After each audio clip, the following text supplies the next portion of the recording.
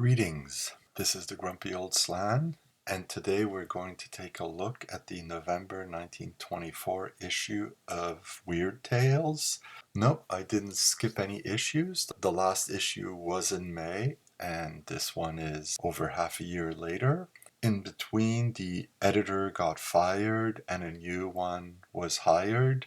The magazine had been losing money, and this new editor will be tasked to turn this around. The magazine went back to a pulp format. It was the larger spreadsheet format before. Let us see if things are any different. Cover is fairly typical, which is smart. Keep the masthead looking the same so people who like the magazine recognize it. Count on word of mouth to spread the word. The cover illustration, I feel, is more colorful than previous ones. It also seems new artists were hired. It looked like the same artist did pretty much everything in previous issues. We see an Andrew Brosnach signature at the bottom. I don't know this artist, so I don't know how much he produced. In any case, let's get going. After a few ads, we finally see a table of contents at the beginning of the magazine, where it should be, so that when you look in, you know what you're in for, what you can find. We see some familiar names and some new ones. So let's check out that first story. Teoquitla the Golden. First thing we notice is the illustration. I've always liked this kind of integrating the title and author name with the illustration that a lot of pulp magazines did. It's nice to see Weird Tales get into it. On the minus side, this was probably done to save on money, so there's not as much budget for art in this issue. This story is about an adventurer who goes to Central America exploring, comes across some ancient Aztecs who are living in a remote valley, transgresses, and will be offered to either be given to the god of war or the goddess of the harvest. God of war will mean his still beating art will be ripped out of him and sacrificed to the god. When he finds out being given over to the goddess of the harvest does not mean you'll die, though some people think it is a face worse than death, and he will be stripped of his identity by becoming first an incarnation of the goddess, and that means becoming a woman. She manages to escape. The whole thing is framed as two people on a cruise ship, and one of them telling the story of this woman, and I won't reveal the little twist at the end. The next story is The Brain in the Jar. I quite enjoyed this story. This one is about a spy who, after the war, is still in Germany, and he's still undercover, as it were. He works in a hospital where he was initially trying to spy on a researcher. Sneaking into this researcher's lab, he will find a titular brain, and it turns out that the brain can telepathically control other people, and he uses him to write his story down. Turns out he was a French spy and was caught. He plans his revenge, and he plans his revenge for what's been done to him. I don't know if this is the first time the idea of a brain in a jar appeared in fiction or not. It's certainly an idea that's been used quite a bit over the years. Everything from the great scene in the original Frankenstein where the assistant goes to get a brain for Dr. Frankenstein's to the heads in jars of Futurama. This was a fun little story. I quite enjoyed it. This is followed by Adventure of Souls by Robert Lee Heiser. This one about two sailors, both love the same woman. However, one of them has a reputation as a coward. He actually believes she died in an accident. His companion did not correct his misconception of events, and he claims he is being haunted by her ghost. Upon their return, the other man will find out that actually the day after their departure, she passed away. That's it. A fairly basic ghost story, though the ghost isn't very much at the forefront. Most of it has to do with the dynamic between the two men and the crew of the ship. Then we have Well, I'll Tell You Ma by W. McKeown. This one about a young man, probably late teens at the most, who comes home late one night to find his mom still up and tells her of his adventures, of how he was arrested by policemen after being suspected of a murder he didn't commit and all sorts of shenanigans. The mom finally tells him, like, look, just go to bed. And she also does. And as she does, she tells her husband that, well, I think our fancy little scheme to scare our son, who was yearning for adventure, to stop doing so. That was it. Quite disappointing. Next is the first appearance of Frank Belknap Long in the pages of Weird Tales. This is an often underrated writer. 50 years later, he would still be active and writing. I'm always surprised at how many people have never heard of him. This story is called The Desert Lich. I did find it a bit disappointing. I know this writer can do much better. It was still par for the course for the pages of the magazine so far. Clearly, he wrote this having read previous issues of Weird Tales and going for the kind of stories they published. And at the end of this story, we have a short poem by H.P. Lovecraft. I really like this one. I did a reading of it. Hopefully you will like it too. There'll be a link somewhere in a corner somewhere. Next is The Great Panjandrum. I'm not sure how to pronounce that word here. By Francis Hard. I was kind of looking forward to that story. As the note below the byline says, he's the author of the Teakwood Shrine, which I really liked. This just increased my disappointment at this story. It's always disappointing when the creator of something you really like comes up after with something so disappointing. I'm hoping he's going to have other stuff in the future that I'm going to like more. Then we have the first part of a serial, The House of Dust by L.A. Borah. The House of Dust in question is an old house that nobody's lived in for 20 years. A young woman who was a child at the time she was in this house comes back. Apparently her brother and his new wife were going to meet her at the house and they were going to stay there for a while. It's a fairly standard ghost story, though I really like the descriptions of the house with everything covered in dust. It gives a wonderful, creepy feeling, haunted feeling to the place. The characters act rather stupidly, where at some point they don't tell each other what they're doing. So one of them goes into the house, another one follows. Since the first one doesn't know the second one is there, and vice versa, they both think they've seen a ghost. I don't know where this story is going yet, and I'm going to reserve judgment until I read the conclusion in the next issue. This is followed by Six Bearded Men by Elwin J. Owens. This is about a moneylender who is the stereotypical moneylender. He's greedy and heartless. One night these six men will show up to pass judgment on him and to literally exact their pounds of flesh from him. But of course, in typical "it was all a dream" fashion, the moneylender wakes up from what he believes to be a nightmare and will repent his ways. The horrifying aspects of the story are suitably horrifying. I find that naming the character Lucifer was unnecessary and distracting. You think there's going to be some sort of demon showing up, or it seems to foreshadow that, but it totally doesn't. And unfortunately, it ends with the "it was all a dream" ending that I've already complained about in other stories. This is followed by The Green and Gold Bug by J.M. Alvey.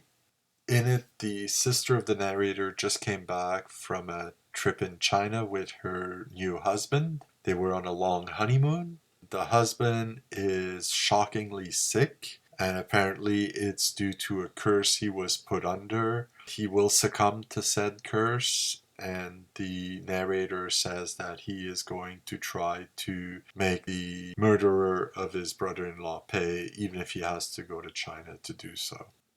I think it started off quite strong, but the ending kind of wraps up too quickly in a way. The narrator never seems to quite believe what's happening, and his determination to go after the people who gave the curse seems naive at best. It's followed by The Tortoise-Shell Cat by Greye Spina. Again, another story that starts off really strongly. It's told via the conceit of a young girl writing letters to her mom while she's in boarding school, talking about her roommate. And it seems the roommate can transform herself into a cat and will go and swipe pieces of jewelry and other small items like that from the other girls in the school. The whole thing is thwarted by a cousin of the narrator. It was a disappointing ending. I expect better motivation from my villains. It would have been nice for the villain to have been built up over the story, because she appears once and then we find out it's the villain. Another page or so would have helped this story to draw out the suspense and the motivation to feel less like it's coming out of nowhere. Then we have The Phantom Rider by Otis Aldebert Kline. This is about a prospector who decides to do away with his partner after they've just struck it big. After doing away with him, he will ride into town, stake his claim, but he feels guilty because of some events. He thinks the sheriff is after him now since he's killed a man. And when the next day his body is found, it seems he got strangled by a rope, but there are no footsteps of any sort other than his horses in the area. And there's no ropes, so they don't know how anyone could have gotten. Presumably it's the dead partner, but it's not clearly explained or described. This was a little bit disappointing. Next is A Soulless Resurection, which is not credited to anyone, and is basically about a man who's doing research and is hoping to bring back the dead to life. After an accident, will attempt to do so with his daughter. He sort of manages, but his daughter is now a soulless body that's animated. His nephew witnesses the reanimation. As the undead daughter goes towards him, she knocks over a lamp, starting a fire. He manages to escape, and so does his aunt, but neither his uncle or the undead daughter escape from the flaming house. And another one that could have been a bit better. Then we have A Suicide Complex by Robert Allways. This one about the classic love triangle. Two friends, one of whom is trying to marry a woman, and then his best friend ends up marrying her instead. This seems to make him angry. He keeps wishing for his former friend to die. He scans the obituaries, hoping to find his name in there. And he basically tells the story, then leaves. And then this other man shows up. Turns out it's the friend, who explains that the man in question is crazy and he's got thoughts of suicide. And the reason he doesn't kill himself is because he projects these thoughts onto others. The story ends with him not projecting his thoughts on others and finally committing suicide himself. This was kind of disappointing. It starts with a rather standard love triangle and explains everything away, with one of the characters being insane.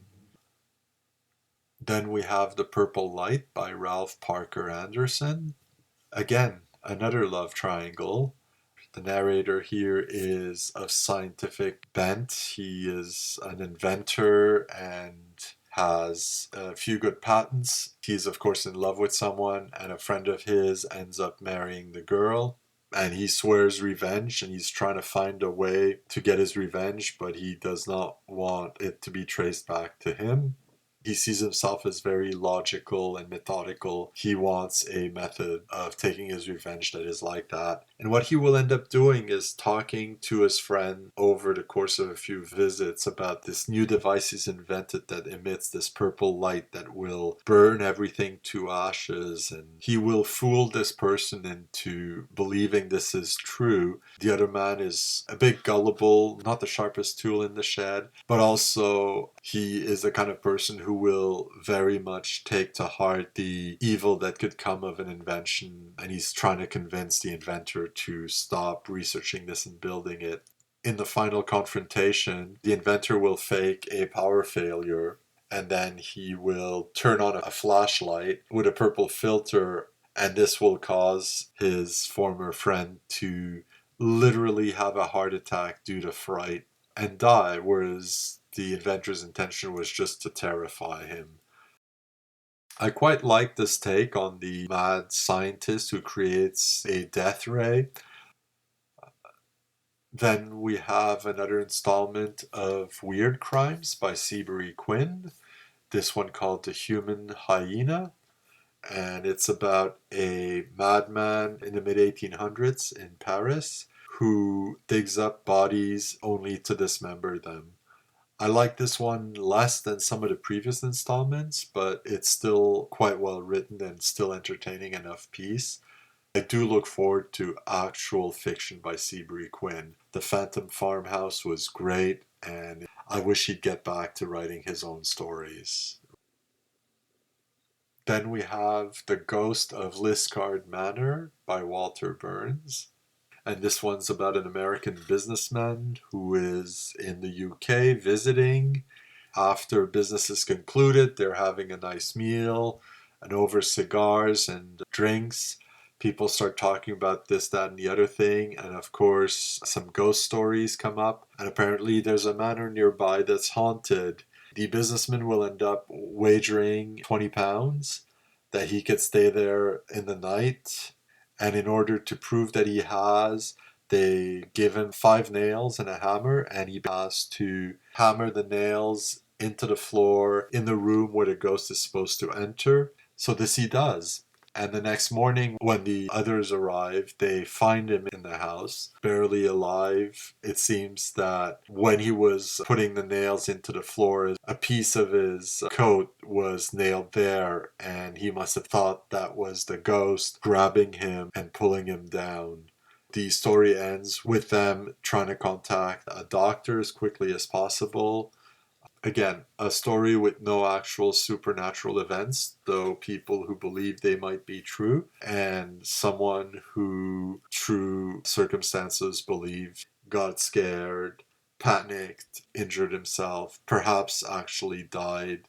I think this one's fairly forgettable. We've seen others like it. Next is The Pelican by Charles L. Frederick.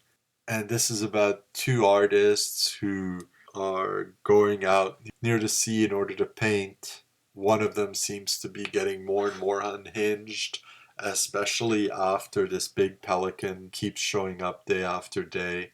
In the end, we find out apparently that exactly 10 years before, a man's body was found on a beach where they are, and that murder is suspected.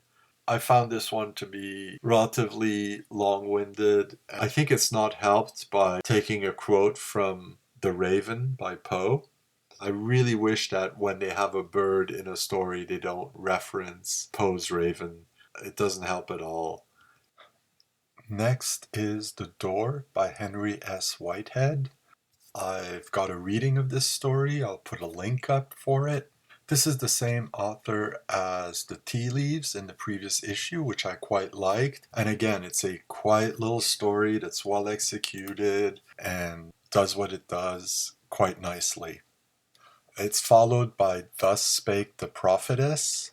This is set in Haiti and talks about one of the dictators who was in power there. It's about his last days and how someone prophesied that he would. It wasn't tied together as tightly as it could have been. It wasn't all that interesting. That's an easy skip if you decide to read this issue. Next is The Tower of Silence by Don Willis. This one is about a couple of archaeologists somewhere in the Middle East. They're in the middle of nowhere with a small crew, and they decide they need some fresh supplies. And one of them is designated to go to what seems to be a fairly close settlement not too far from them, according to the map. One of their crew is to go along with him, though seems quite reluctant. On the way there, they will see an idol. He will approach it to investigate, of course, mess things up. The locals who worship this strange god try to run after him, fearing for his life. He runs away and barely survives until rescue arrives a little bit out of nowhere. It started as a great little adventure tale and kind of finished up too quickly. It's followed by John Carroll, Legionary of Rome.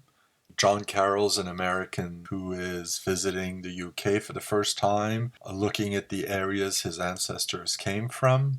While on a hike, he decides to lie down for a while and take a nap. And when he wakes up, he's somehow way back in time in the body of one Carolus, who is a legionnaire in the Roman army. He has some adventures, including, of course, meeting a young barbarian girl who he's attracted to. She's a captive. He will eventually kill a few legionnaires and run away with her. Eventually ends up at a dead end and chooses to jump off the cliff he's on rather than keep fighting off his former comrades. He comes to back in the present day on the edge of that cliff, and lo and behold, there's a girl. She fell down and she's on a little ledge, and he saves her. And wouldn't you know, she looks just like the girl from his, I will say, dream. Bit of an adventure tale, though the character of Carolus is a bit confusing. On the one hand, he's referred to as being little by his comrades, and on the other, it's mentioned how big and strong he is. The framing device doesn't help it in any way. It would have been more interesting to just tell a story about a soldier in the Roman army. And finally, we have the Eerie. Most of it doesn't feature letters from readers, though there are a few quoted here and there.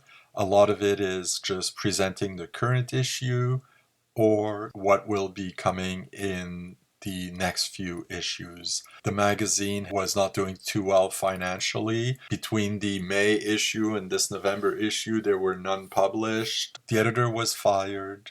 A new one had to be found. The job was offered to H.P. Lovecraft, who turned it down, and eventually it went to Farnsworth Wright, who had written a few stories for the magazine, but had also been an assistant to the editor and a slush pile reader. He had some good experience he could bring to it, and since he would edit the magazine for something like 2 decades, he was clearly the man for the job.